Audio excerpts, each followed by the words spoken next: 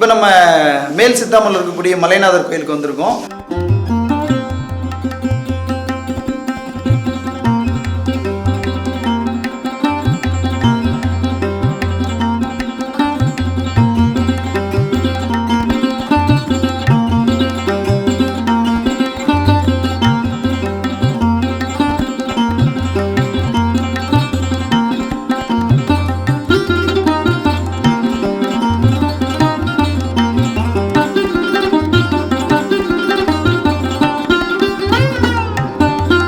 இந்த கோயிலுடைய சிறப்பு என்ன, இதனுடைய பழமை என்ன, இங்கே இருக்கக்கூடிய இந்த புடைப்பு சிற்பங்களுடைய தொன்மை சிறப்பு என்ன அப்படின்றத நம்ம முனைவர் ரமேஷ் ஐயா அவர்கள் நமக்கு விலக்கி சொல்லுவாங்க. ஐயா இதை பற்றி சொல்லுவாங்க. வணக்கம். மேல் சித்தாமூர் பார்த்தீங்கன்னா முதலாம் ஆயத்த சோழனுடைய கல்வெட்டு பார்த்தீங்கன்னா இங்கே திருவுராம் காட்டாம்பள்ளி ஒத்துரைக்கு மண்டபத்தை பற்றியும் இந்த ஒத்துரைக்கு மண்டபத்தில் பார்த்தீங்கன்னா விலகை இதை பற்றியும் கல்வெட்டு குறிப்பிடப்படுது. அந்த மலைநாத கோயில் தான் இங்கே தான் கல்வெட்டு பதிவு பண்ணியிருக்காங்க. ஆனால் கல்வெட்டு இப்போ இல்லை, ஆனால் இருந்தாலும் இங்கே தான் மலைநாத கோயிலை அதை பதிவு செஞ்சுருக்காங்க.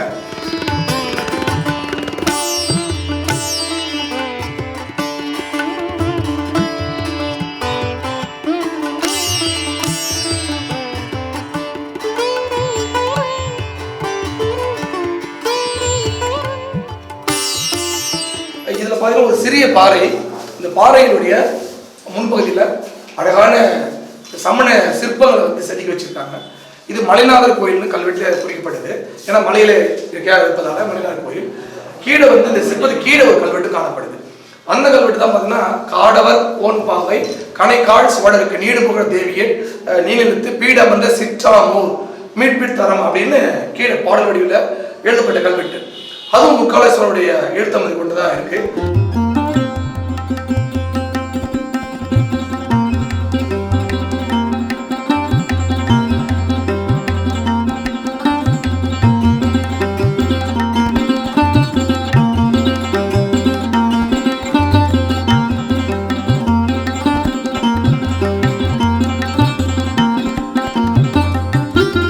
இந்த காடார் கோன் பாவை யாரு அப்படின்னு பாத்தீங்கன்னா மூன்றாம் நெஞ்சர்ம பல்லவனுடைய மகளும் முதலாம் ஆயத்த சோழனுடைய மனைவி மாவன். இப்போ இந்த சிற்பங்கள் பார்த்தீங்கன்னா இது ஏதோ ஒரு அறம், இந்த காடர் கோன் பாவை அது பல உலகத்திலே தோன்றிய இந்த காடர் பாவை ஏதோ ஒரு அறம் கொடுத்துருக்காங்க இங்கே. அது இடையிலே தலைப்பட்டு போனது.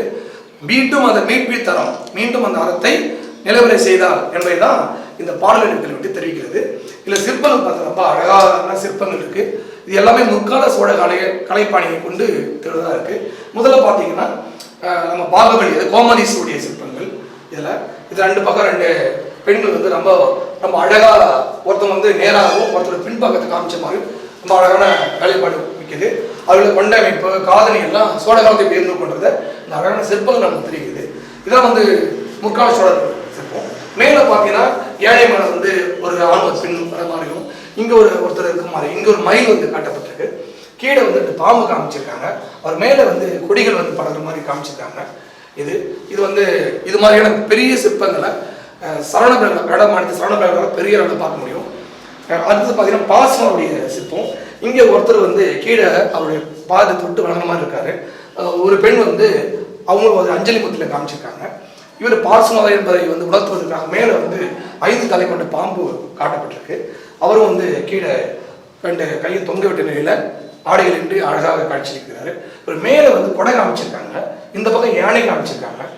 இந்த பக்கம் ஒரு புலி காமிச்சிருக்காங்க. இந்த பக்கம் இது 2 பக்கமும் மாடம் போன்ற அமைப்பு காமிச்சிருக்காங்க. அடுத்தது இது ஆதிநாதர் என்று சொல்லப்படுது. ஆனால் ஆதிநாதர் என்று சொல்வதற்கான அடையாளங்கள் பின்னாடி தான் சேர்க்கிறாங்க.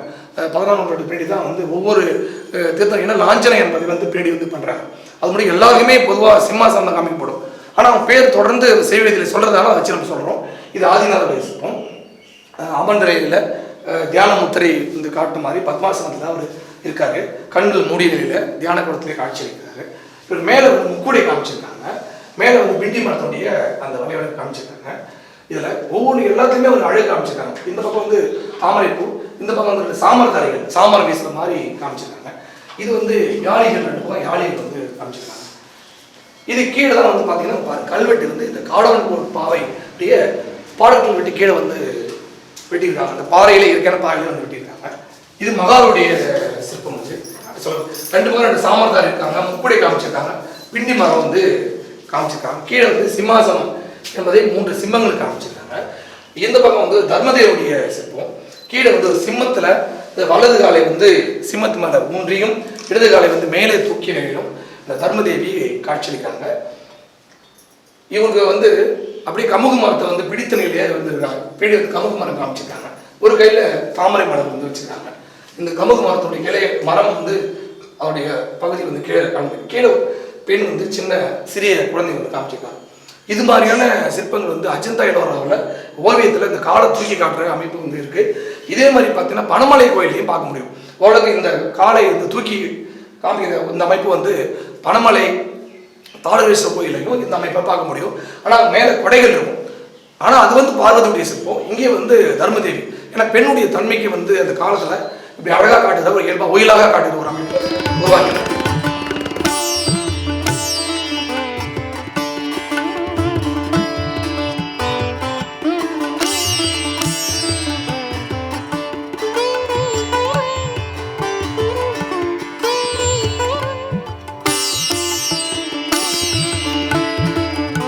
மலைநாதர் ஜனாலயம் 1700 ஆண்டுகள் பழமை வாய்ந்தது. 1700 ஆண்டுகள் பழமை வாய்ந்தது. அது ஒரு குகையில் மலையாக இருந்தது. அதனால் அதுக்கு பேர் மலைநாதர் ஜனாலயம். அந்த மலை பாறையிலே பகவான்களை வடித்திருக்கின்றார்கள். அந்த ஜனாலயத்தினுடைய மூலவர் ரிஷபநாதர், அருகாமையிலே நேமிநாதர், பார்சநாதர், பாகுபலி, கூஷ்மாண்டி, பிரம்மதேவர், எச்சிகள் சகிதத்தோடு அவர்கள் காட்சியளிக்கிறார்கள். ஆக மேல் சித்தாமூர் ஜனாலயம் மிக சீரும் சிறப்பமானது. தமிழகத்தின் தலைமை பீடமாக இங்கே அமைந்திருக்கின்ற ஜனகாஞ்சி ஜெயின் மடம் திகழ்கிறது.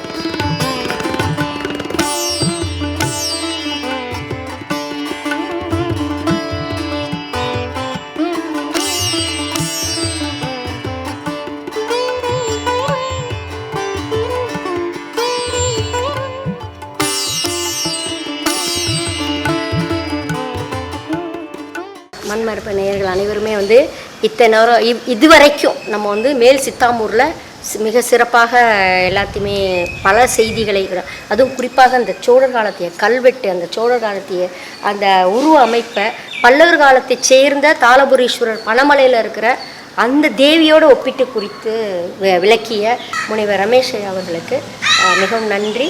மண்மரபின் சார்பாக நன்றி தெரிவித்துக்கிறேன்.